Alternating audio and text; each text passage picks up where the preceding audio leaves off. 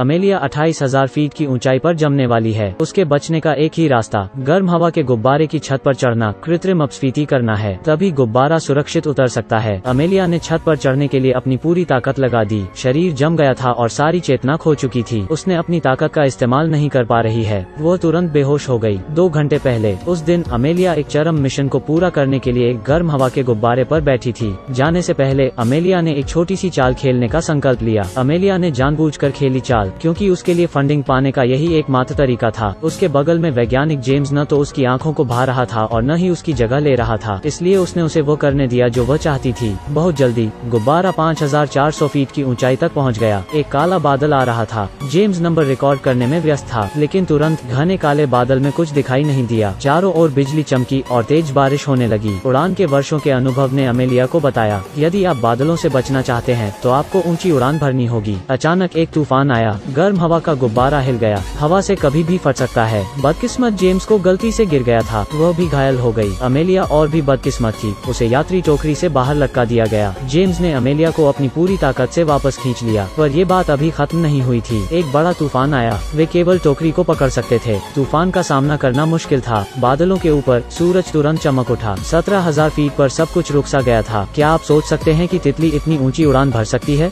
अनगिनत पीली तितलियों का झुंड गर्म हवा के गुब्बारे के चारों ओर उड़ रहे थे। एक नजर में ऐसा लग रहा था जैसे वे किसी परी कथा की दुनिया में हो। बहुत जल्दी उन्होंने 23,000 फीट की नई ऊंचाई पर उड़ान भरी। यह इतनी ऊंचाई है कि मानवता कभी नहीं पहुंची। बहुत हो गया, आप इसे कम कर सकते हैं। लेकिन यह पागल जेम्स फिर से ऊंची उड़ान भरने के लिए दृढ़ है। 26,000 फीट की ऊंचाई पर ठंडी हवा ने उन्हें बर्फ की मूर्तियों की तरह जमा दिया। थर्मल गर्म हवा के गुब्बारे भी बर्फ के गर्म हवा के गुब्बारे में बदल गए। जेम्स को ऑक्सीजन की कमी होने लगी। वो कांप उठा। वो कबूतरों को छोड़ना चाहता था, डेटा संचारित करना चाहता था, लेकिन कबूतर जम गया था। यह उड़ नहीं सका। उसने इसे नीचे फेंक दिया, लेकिन वह संतुष्ट नहीं था। वो अभी भी ऊंची उड़ान भरना चाहता था। वो सामान गिराता रहा, गुब्बारे का वजन कम करता रहा। अगर वे इसी तरह जारी रहे तो वे निश्चित रूप से मरेंगे। अमेलिया ने उसे थप्पड़ मारा और कहा, चलो नीचे चलते हैं, वेंट वाल्व जम गया है। अब क्या करना है? अमेलिया ने गर्म हवा के गुब्बारे के ऊपर चढ़ने का फैसला किया। कृत्रिम हवा निकालने के लिए यह खतरनाक है। जरा सी लापरवाही हजारों मीटर की ऊंचाई से गिर जाएगी। हजारों फीट की ऊंचाई पर हवा का तापमान केवल -20 डिग्री सेल्सियस है। अब हमें क्या करना चाहिए? गर्म हवा का गुब्बारा ऊपर उठता रहा। अगर ऐसा ही चलता रहा तो अमेलिया की मौत हो जाएगी। बिना किसी सुरक्षा के वो गर्म हवा के गुब्बारे के ऊपर चढ़ गई। केवल ऊपर चढ़ो, हवा वाल्व खोलो। अमेलिया सुरक्षित रूप से सतह पर लौटने में सक्षम थी। थोड़ी ऑक्सीजन के साथ अमेलिया जल्दी से सांस लेने में असमर्थ हो गई। दोनों हाथ भी चोटिल और खून बह रहा था। उसके बगल में एक रस्सी थी। वो उसे पकड़ना चाहती थी,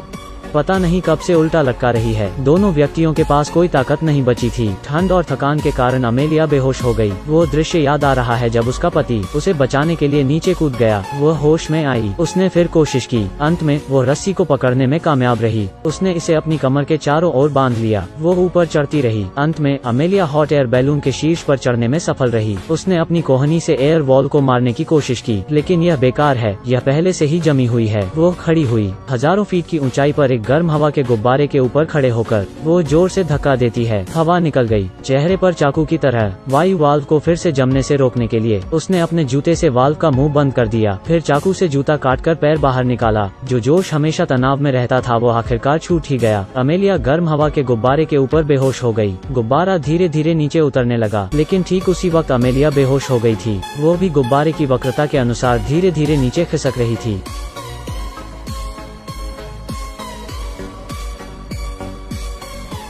जब वो पास आई, उसने खुद को आसमान में लटका पाया। हजारों फीट की ऊंचाई पर एक गर्म हवा के गुब्बारे में उसकी जिंदगी एक नाजुक रस्सी पर लटकी हुई थी। भय और निराशा ने उसे तुरंत घेर लिया। उसने सख्त मदद के लिए जेम्स को बुलाया, लेकिन यात्री टोकरी में मूल रूप से जवाब देने वाला कोई नहीं था। शापित, अभी भी खुद पर निर्भर रहना है। ऊपर झूले पर, क्या आप कोशिश करने की हिम्मत करोगे? अमेलिया ने अपने शरीर को जोर से हिलाया। एक बार, फिर 2 बार। आयाम बड़ा और बड़ा होता जा रहा था। अंत में वो यात्री टोकरी के पास पहुंची। अमेलिया ने टोकरी में लौटने के लिए अपनी पूरी ताकत लगा दी, लेकिन वो अभी भी आराम नहीं कर सकी।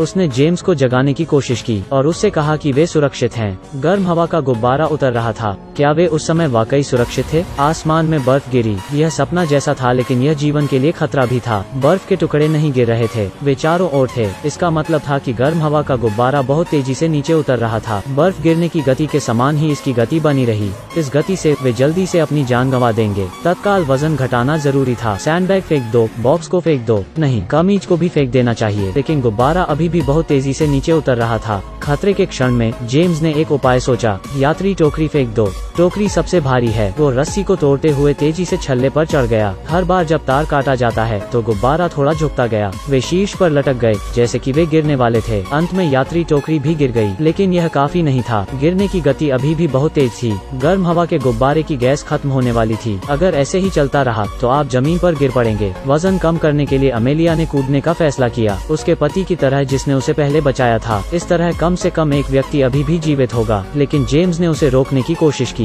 या तो साथ रहते हैं या साथ मरते हैं। जीवन और मृत्यु के क्षण में जेम्स एक रास्ता लेकर आया। गुब्बारे को आकार में रखने वाली रस्सी को काट दिया। गर्म हवा का गुब्बारा जल्दी ही पैराशूट बन गया। अंत में गति कम कर हो गई, लेकिन यह अभी खत्म नहीं हुआ है। वे जंगल में गिर गए। जेम्स पहले गिर गया और अमेलिया को कुछ देर के लिए घसीट ले गया। पैराशूट अंत में रुक गया। कई कठिनाइयों और खतरों से गुजरते हुए भी सौभाग्य से दोनों जीवित थे। इस अभियान में वे 37,000 फीट की ऊंचाई पर पहुंचे। उस समय मानव जाति की उच्चतम उड़ान ऊंचाई का रिकॉर्ड तोड़ दिया। उन्हें भी हर समय याद रखना, दुनिया के लिए अपनी जिज्ञासा कभी न खोएं। इस दुनिया की उपस्थिति के कारण हमने जो कुछ भी किया जोखिम भरा है और उस पर निर्णय भी लिया है।